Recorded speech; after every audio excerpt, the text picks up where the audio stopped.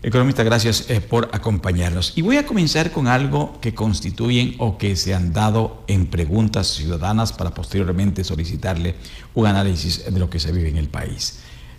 Hoy y ayer nos preguntábamos, era iniciar el noticiero, con la constituyente, en caso de darse, en caso de pasar en la consulta popular, ¿los asambleístas actuales dejan su cargo y se posesionan los constituyentes? Es una de las preguntas y de las inquietudes que tiene la ciudadanía, porque hubo periodos en los cuales esto sucedió. ¿Qué va a pasar?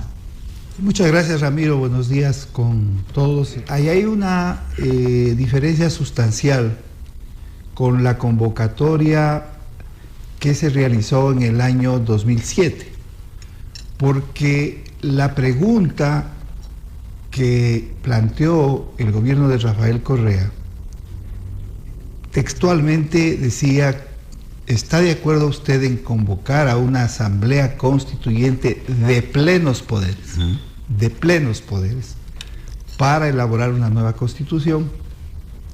La pregunta que actualmente está formulada por los antecedentes que ha habido respecto de los pronunciamientos de la Corte Constitucional no dice exactamente así, no dice asamblea de plenos poderes, dice exclusivamente para elaborar una nueva constitución. Que no es lo mismo. Que no es lo mismo. Eso hace predecir que van a coexistir, en el caso de que en la consulta popular sea aprobada esta pregunta. Es decir, que gane el sí. Exactamente. Va a coexistir lo que se llama, en términos jurídicos, en términos constitucionales, el poder constituyente con el poder constituido. Es decir, la Asamblea Constituyente para elaborar la nueva Constitución y el poder constituido, que es lo que actualmente existe, digamos, la Presidencia de la República, la Asamblea Nacional, la Corte Constitucional. Pero ¿cómo evitar que se superpongan el poder legislativo convencional con el poder constituyente o la asamblea constituyente? Si las dos están actuando, o si las dos actuarían en un supuesto no consentido, actuarían simultáneamente. ¿Quién tendría decisión en ese sentido que sea superlativa a la otra? Esa es una parte un tanto confusa. Yo no lo veo confuso. A ver. Porque cada cual va a tener sus propias competencias. La Asamblea Constituyente tendrá que elaborar o dedicarse a elaborar exclusivamente la Constitución de la República.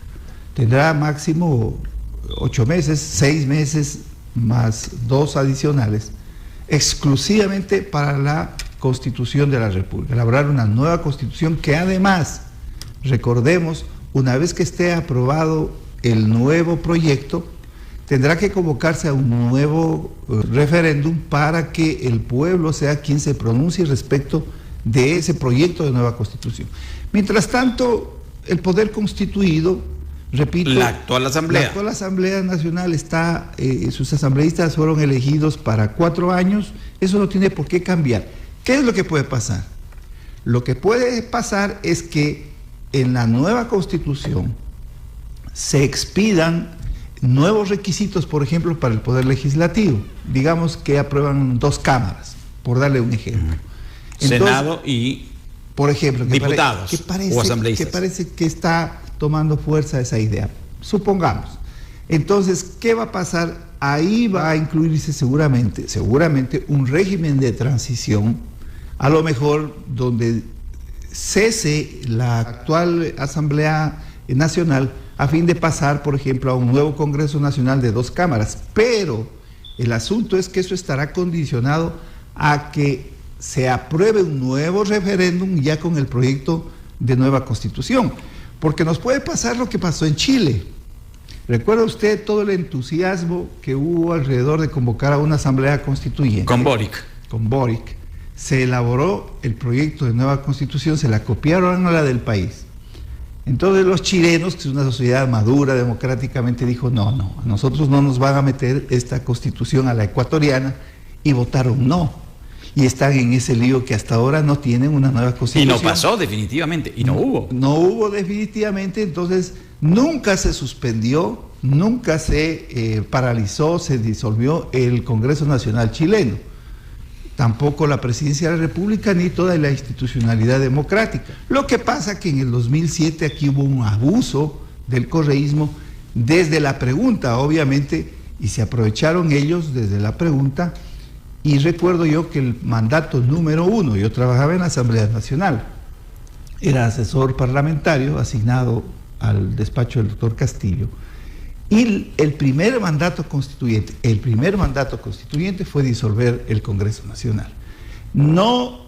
¿Eso podría ocurrir con la actual Constitución? ¿No o sí porque es de plenos poderes? No, no, porque la Asamblea de 2007 en la pregunta, ya está claro, hay que ir a ver la pregunta.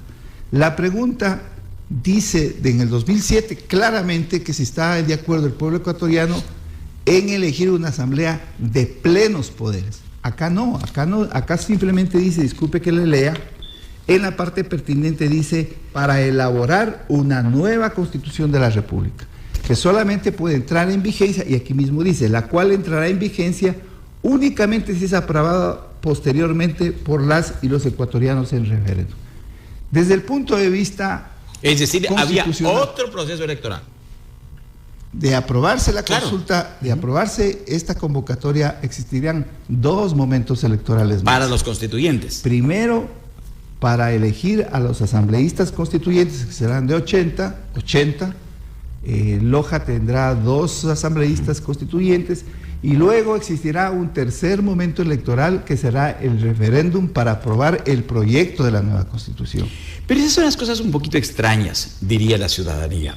¿En qué momento o en el momento en el que elegimos a constituyentes estamos entregando la facultad de poder decidir la mayoría de los ecuatorianos qué hagan? Ir a un nuevo proceso electoral, ir de proceso en proceso, es una circunstancia más allá de la legalidad que puede existir. Es una cuestión compleja para el país, ¿o no? Es una situación compleja porque el país entra en modo electoral. Vive en modo electoral, permanece en modo electoral. Por lo menos un año si lo hacen bien. Además, mire, el estatuto en eso es muy claro. Yo creo que en el estatuto se han puesto reglas muy claras y yo creo que hasta demasiado estrictas, y le voy a decir por qué. Porque bueno, primero ponen, creo que dice, no sé, 180 días, dice más la posibilidad de 60 días más. No hablo en meses, pero más o menos son 6 meses más 2, 8. Pero ahí hay un problema. Para la aprobación del nuevo proyecto se van a requerir las 2/3 partes. Ellos se han puesto la soga al cuello, o el presidente Noboa. ¿Qué es las 2/3 partes? Quiere decir de 80, 54 votos. Es como que ahora en esa asamblea de 151 necesitarían 101 votos. Usted sabe que 101... harto difícil con la polarización existente. Usted sabe que 101 votos este rato es imposible conseguir en la Asamblea Nacional. Y sería difícil conseguir también con la polarización que todavía continuará en el proceso constituyente que se venga. Si las cosas se dieran como actualmente aparentan, es decir, 2 fuerzas políticas que concentrarían la totalidad o la gran mayoría 37, 38 cada uno de asambleístas constituyentes, entonces va a ser un problema. O se ponen a conversar y se llegan a consensos, o no se aprueba, porque el estatuto claramente dice que si no se aprueba durante esos 8 meses, digamos, no dice meses, habla en días, ya el asunto muere por inanición, digamos, esa asamblea constituyente. Es imposible que pueda alargarse, y definitivamente podemos llegar, ahí pueden darse 2 escenarios, Ramiro, y hay que tenerlo muy claro. Primero, dos escenarios negativos, ¿no? Primero, puede darse uno positivo, es decir, que se llegue a un consenso de los aspectos sustanciales y el proyecto sea aprobado por 54 votos o más, y entonces se va a un referéndum y se lo aprueba por voluntad de la mayoría del pueblo ecuatoriano. Pero puede darse 2 escenarios adicionales. El uno es que no se llegue a tener un proyecto definitivamente y se extinga la Asamblea Constituyente, es decir, habrá pasado un año en vano, pagando ahí a 80 asambleístas constituyentes para que redacten una nueva constitución, pero como no se tuvo las 2/3 partes, es decir, 54 votos de 80, eso morirá, se extinguirá, eso dice el estatuto, y no tendremos absolutamente ya nada. Tendrá el presidente obviamente que trabajar con los caminos que todavía tiene la Constitución, que son las reformas parciales y la enmienda. Y el otro escenario, para terminar, que es lo que ya hice referencia, que se puede presentar un proyecto de nueva Constitución y no tener el respaldo de la mayoría del pueblo ecuatoriano en el referéndum. Lo que ¿Qué pasó ocurriría acá? ¿Qué ocurriría con esa arista que podría presentarse?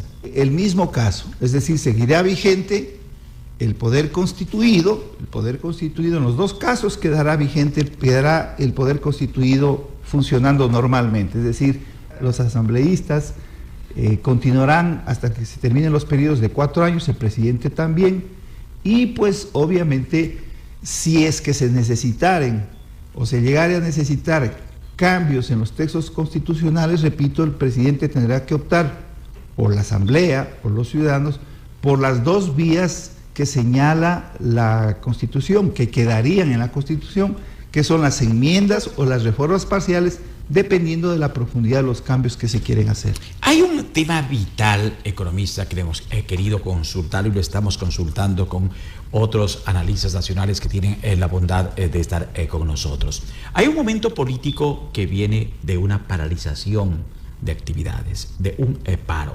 Un momento político en el que la violencia se exacerba ya no solamente en ciudades de la costa, sino en casi todo el territorio. Es decir, es supuestamente negativo las circunstancias del país. Esto podría ser por lógica que los resultados para el gobierno sean negativos. Sin embargo, la propia gente del gobierno habla de tener 59%, en lo que tiene la intención de votos, 75-76% en la gente que rechazó totalmente el paro. Aquí también habría polarización. Y una de las cosas, esto mediría exclusivamente popularidad de un régimen y no necesariamente lo que sería el apoyar o no un proceso que es importante para la vida republicana del país. Ramiro, las 4 preguntas, porque no solo es la pregunta de la consulta popular respecto de la nueva Constitución, sino son 4 preguntas. Las 4 preguntas tienen bondades, pero lamentablemente la experiencia que se ha tenido en el país es que estas consultas populares, cualquiera que sea su contenido, se convierten en un plebiscito respecto de la acción del gobierno, para calificar en el gobierno. Yo recuerdo, no pudieron existir mejores preguntas que la del expresidente Lasso.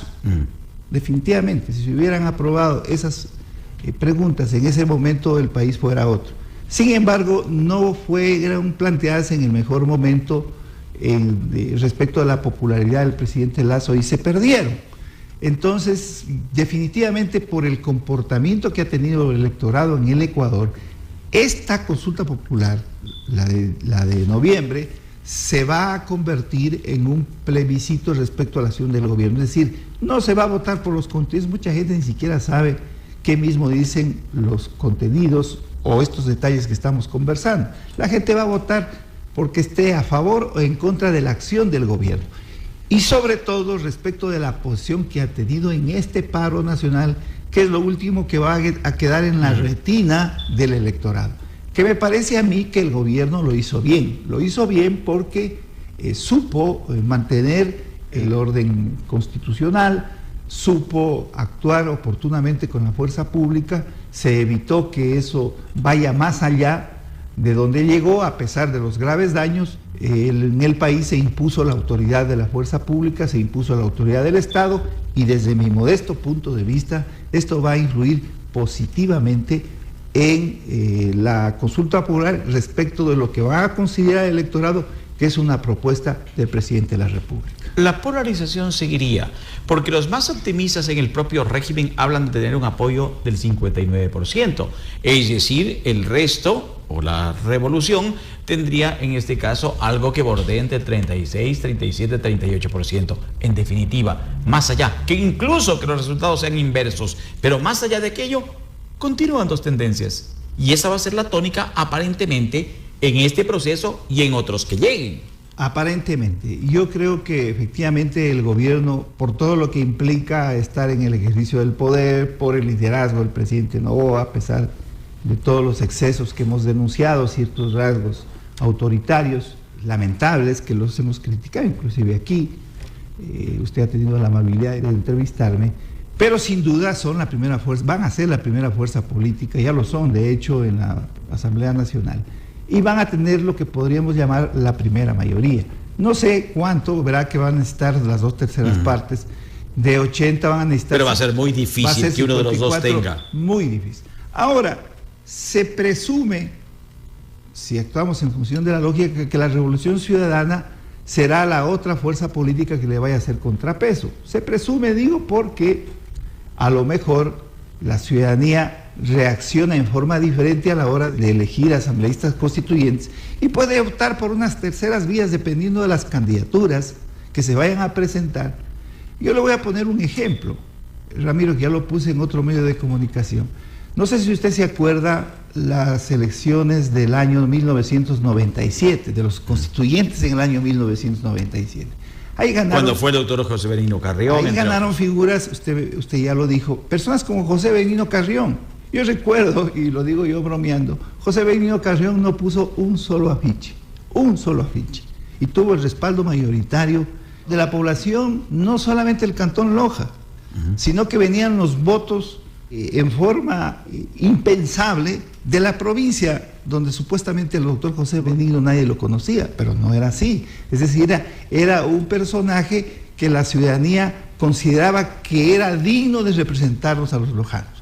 Entonces, eso puede pasar a lo mejor. Y eso era, ni siquiera, a lo mejor lo recordamos de qué partido fue, va a ser que sea en ese entonces conservador, liberal, cefepista. No era eso. La gente votó por la figura. Yo me acuerdo porque yo tenía una participación política activa y se hizo una alianza entre la Democracia Cristiana, a la que yo pertenecía, con el doctor Castillo, recuerda usted, la Izquierda Democrática y otro grupo de fuerzas. Entonces, ahí entró casualmente Rafael Dávila a vincularse con el doctor Castillo de la Democracia Cristiana, pero obviamente nadie se acuerda de eso, nadie votaba por las fuerzas que lo respaldaban, sino por la figura del doctor José Benigno Carrión. Otra persona destacadísima que fue designado en esa época fue Guillermo Falconi Espinosa.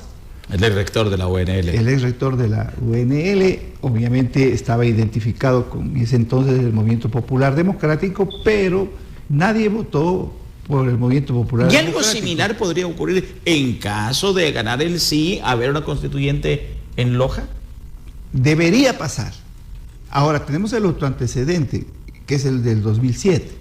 En el 2007 la gente, como estaba apoyando masivamente a Rafael Correa, era la vedette del escenario político electoral, pues todo el mundo votó por la tendencia de Rafael Correa. De hecho, por eso tuvo una mayoría apabullante, y quienes nos representaron en ese momento no eran precisamente figuras destacadas, más bien eran figuras que nos da vergüenza. No se puede comparar a José Benigno Carrión con José Picoita, en eso hay que ser absolutamente claros. Bueno, no hablo de José Picoita porque por lo menos no dejó la huella de ser un diezmero, pero no quiero dar otros nombres, porque ahí inclusive ya se denunció los primeros diezmeros en la Asamblea Constituyente.